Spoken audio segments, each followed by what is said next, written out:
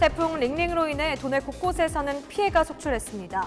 농경지 1,036헥타르가 강풍 피해를 입었습니다.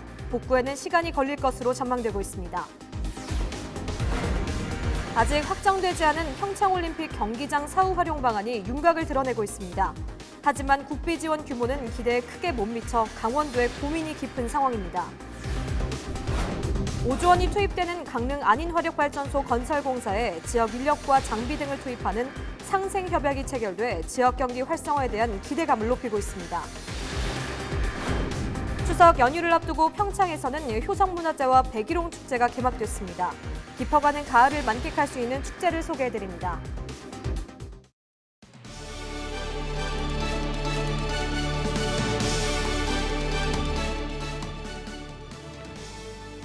여러분 안녕하십니까? 헬로티비 뉴스 강원입니다. 첫 번째 소식입니다.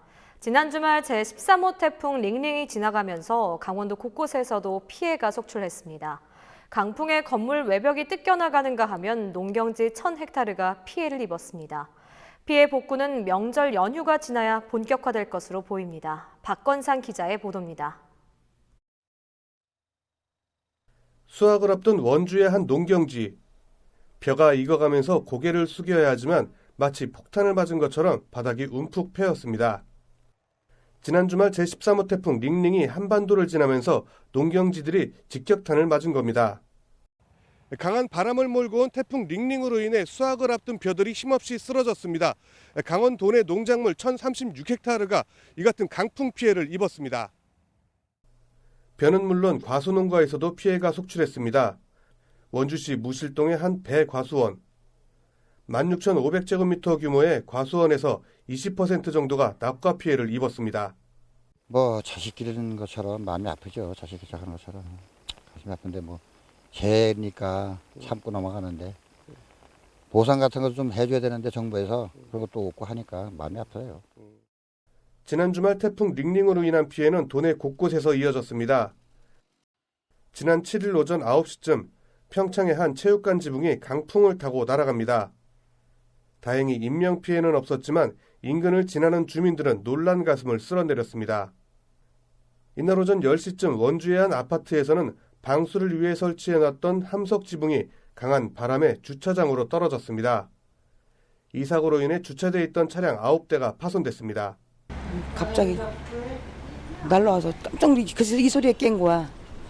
여기서 날라오고 여기서 날라오고 난리 났더라고. 아, 이게 여기 하나에서만 떨어진 게 아니라 예, 양쪽에서요. 강풍에 아찔한 사고도 이어졌습니다. 길카페 인근입니다. 태풍 때문에 아카시 나무가 쓰러져가지고 차량이 그 밑에 깔려 있습니다. 춘천에서는 강풍으로 인해 극장 외벽이 뜯겨져 나가는 피해도 발생했습니다. 다행히 인명피해는 없었지만 복구에는 오랜 시간이 필요한 상황입니다. 제13호 태풍 링링은 서해안을 따라 북상했지만 워낙 크기가 크다 보니 강원도까지 위력을 미쳤고 특히 영서 지역에 피해가 집중됐습니다. 강원도 소방본부는 지난 8일까지 태풍으로 인해 1명이 다쳤고 태풍 관련 신고 315건이 접수됐다고 밝혔습니다. 홍천과 화천, 영월 등지에서는 정전사고가 나 551세대의 전기 공급이 일시 중단됐습니다. 원주 백운산에서는 7일 오전 한때 초속 39m 규모의 강풍이 불었습니다. 태풍은 지나갔지만 11일까지 비가 이어질 전망이어서 복구는 추석 연휴가 끝난 후에야 본격화될 수 있을 것으로 예상되고 있습니다. 태풍 이후에 농작물 피해라든가 벼 도복이라든가 과수 낙과에 대해서는 현장에 다 행정이 활동을 해서 농민들을 위해서 조치를 취할 계획입니다. 방재당국은 태풍에 이어 또다시 도 전역에 비가 내리면서 후속 피해 예방에 주의를 당부했습니다. 헬로티비 뉴스 박건상입니다. 강릉 안인화력발전소는 전체 공사 규모만 5조 원에 달해 지역 경제에 미치는 영향이 상당할 것으로 예상되고 있는 사업입니다. 특히 내년부터 시설 공사가 본격적으로 이루어지면서 고용 창출 효과가 크게 늘 것으로 강릉시는 기대하고 있는데요. 하지만 오랫동안 계속되고 있는 지역사회 반발 목소리는 여전해 앞으로의 협의 결과에 관심이 모아지고 있습니다. 노지영 기자의 보도입니다. 기반 공사가 진행 중인 강릉 안인석탄 화력발전소 현장입니다. 우여곡절 끝에 지난 2018년 착공했고 오는 2023년 준공을 목표로 하고 있습니다. 현재 공정률은 30%. 내년부터 시설 공사가 본격화되면 지역 인재 채용 규모도 대폭 증가할 것으로 기대되고 있습니다. 현재 1000여 명에 달하는 현장 투입 인력이 최대 4000여 명으로 증가할 것이라는 게 사업자 측의 설명입니다. 지금 약 1,500여 명의 현장 작업 인력이 투입되어 있습니다. 내년 경에는 한 4,200명가량의 건설 현장 인력이 투입될 것으로 보고 있습니다. 이와 함께 건설기계나 레미콘 등 건설에 필요한 장비와 자재들은 지역업체에서 우선 구매하고 지역업체의 사회 참여를 보장하기로 했습니다. 강릉시도 이번 사업이 지역 경기 활성화로 이어질 수 있도록 사업자 측에 적극적인 협조를 당부했습니다. 하지만 점심만이라도 식사 차량 운영을 좀 시내까지 좀 해줬으면 좋겠어요. 특히 전통시장들 그렇게 해서 지역 경기가 좀 골고루. 모든 상황이 순탄한 것만은 아닙니다. 에코파워와 안인어촌계는 화력발전소를 건설하며 발생한 조업 피해와 관련해 7년째 갈등을 빚어왔습니다. 갈등이 심해지자 현재 강릉시 사회갈등조정위원회의 중재로 보상협의가 진행되고 있습니다. 강릉 안인화력발전소 사업이 초반부를 넘어서면서 지역 경기 활성화에 대한 기대와 주민 간 협의 결과에도 관심이 높아지고 있습니다. 헬로티비 뉴스 노지영입니다. 강릉 시내에 있는 올림픽파크에는 스피드 스케이팅 경기장 등 평창 올림픽 경기장들이 아직 그 모습 그대로 있습니다.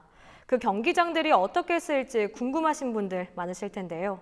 활용 방안이 윤곽을 드러내고 있는데 예산 확보가 관건입니다. 보도에 성기석 기자입니다.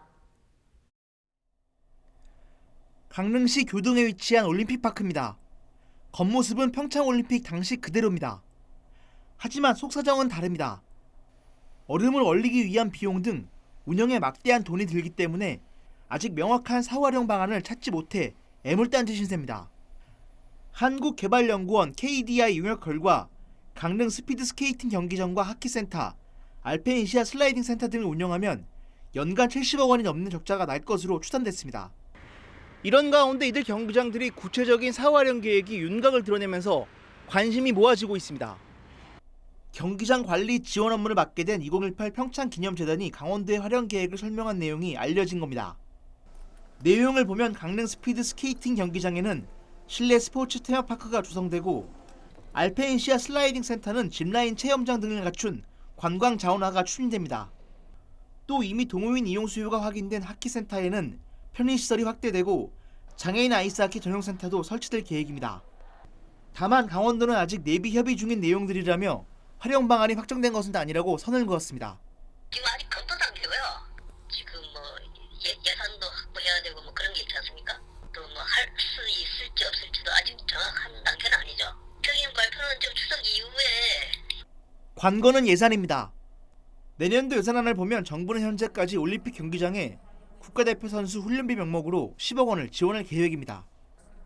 이들 시설 운영에 연간 100억 원이 넘게 필요할 것이라는 용역 결과를 감안하면 10분의 1에 불과합니다.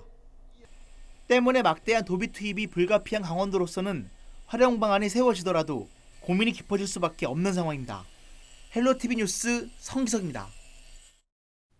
결혼을 앞둔 여자친구를 살해하고 시신까지 훼손한 일명 춘천 연인 살해 사건의 피의자 A씨에게 항소심에서도 무기징역이 선고됐습니다. 서울고법 춘천재판부 형사1부는 9일 살인 등의 혐의로 기소된 A씨에게 피고인과 검사의 항소를 모두 기각하고 1심과 같은 무기징역을 선고했습니다. 재판부는 우발적인 범행으로 볼 수 없고 재범 위험이 매우 높아 엄벌이 불가피하다며 원심이 부당하다고 볼 수 없다고 판시했습니다. A씨는 지난해 10월 24일 춘천 자신의 집에서 여자친구 B씨를 숨지게 하고 시신을 훼손한 혐의로 기소됐습니다.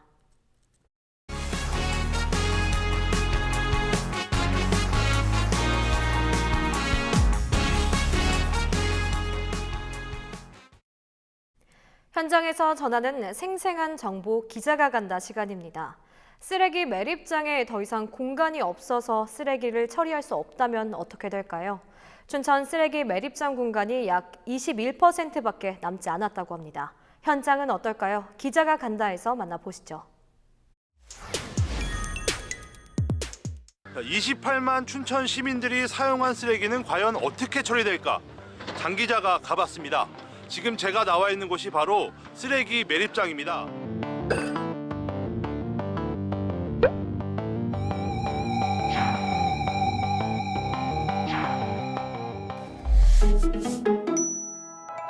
이 쓰레기 매립장이 얼마 남지 않았다는 겁니다. 쓰레기 매립장이 지어진 지는 21년이 됐는데 약 21% 정도밖에 남지 않았다고 합니다. 이제 409는 이제 요게 마지막이에요. 409는 이제 요게 끝나는 거고요. 네. 이제 509. 아, 여기는 509고. 예, 예. 야, 이게 진짜 얼마 안 남았구나. 소방 먼저 갔다가 선별을 좀 아마 서 있어서 이렇게 좀 이렇게 저렇게 봉투 안에 타는 쓰레기 봉투 안에 넣게 되면은 저희는 따로 선별을 할 수가 없어요. 그냥 태워버리니까. 100톤이라는 쓰레기가 들어오면은 20톤만 매립장으로 가는 거죠. 그리고 재활용 선별품에 들어오는 것도 30톤이라는 게 다 들어오지만 재활용품이 아닌데 재활용으로 들어오는 경우가 있어요. 복합 재질로 되어 있는 것들 경우는 재활용이 어렵습니다. 그 쓰레기 봉지 안에 들어있던 이 천류들이 이제 타지 못해서 나오는 거잖아요. 한 달에 10톤씩. 한 달에 한 15톤. 한 달에 15톤씩.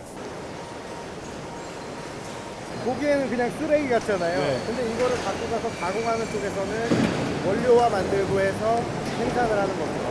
이게 돈이네. 그럼 여기선요? 재활용 마대에 버릴 때 종이를 썩는다거나 스티로폼을 썩는다거나 뭐 유리병을 썩는다거나 하면은 다 저기서 분리가 될 수밖에 없어요. 저 지금도 재활용이 될 것들도 많이 내려오지만 그 오물 묻은 것들이 되게 많아요. 예. 이거는 재활용을 할 수가 없습니다. 이런 것들. 재활용 돼요. 근데 헹궈서 내버리면 재활용이 돼요. 근데 헹구지 않고 이렇게 내보내면은 이게 다 흘러가지고 그냥 것들을 다 묻는 거예요.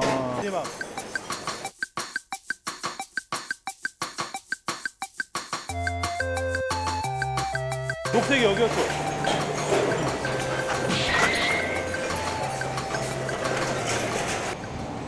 여기는 이제 대형 캔. 이거는 들어오면 안 되는 것들. 화학. 가위 많이 하잖아요. 네. 나올 수 있어요. 나오는데 시민들은 그냥 이게 캔이구나, 그러니까 그렇죠. 철이구나 해서 그냥 버리는 거밖에 안 돼서 그들을 좀 홍보할 수 있는 방안이 좀 마련해야 될 것 같은데. 홍보가 필요하다면은 지금 보시는 여사님이 PS라고 마크가 되어져 있어요. 예. 색깔 들어가져 있잖아요. 네. 재활용 안 됩니다. 이런 것도 안 되고 이것도 안 되는 거네? 그렇죠. 얘를 세척을 해도 재활용이 안 됩니다. 테이프만 띄면 돼요. 깨끗하게.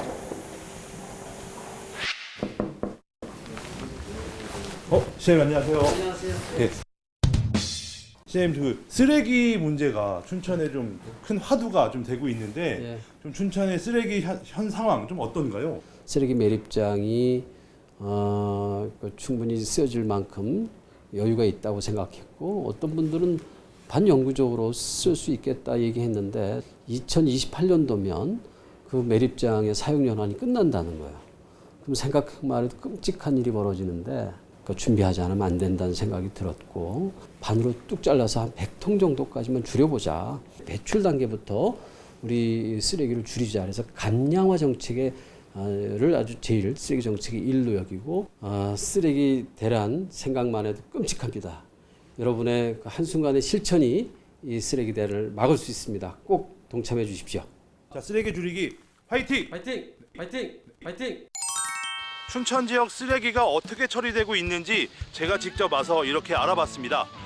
제가 알아본 결과 춘천 지역 쓰레기 상황이 매우 심각하다는 걸 좀 느낄 수 있었는데 아까도 말씀드렸듯이 쓰레기 매립장은 거의 꽉 찼고 앞으로 9년밖에 사용될 수 없습니다. 그렇게 되기 위해서는 쓰레기를 줄여야 하는데 춘천시는 2450이라는 캠페인을 벌이고 있습니다. 2024년까지 쓰레기를 50% 줄인다는 계획인데 이를 위해서는 재활용과 분리수거가 철저히 이루어져야 될 것 같습니다. 지금까지 장 기자가 간다였습니다.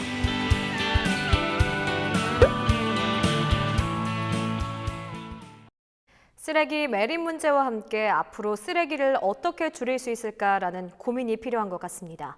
유튜브 CJ헬로 강원방송, 영서방송, 영동방송을 검색하셔서 좋아요와 구독을 눌러주시면 우리 지역에 숨겨진 더 많은 이야기 만나보실 수 있습니다.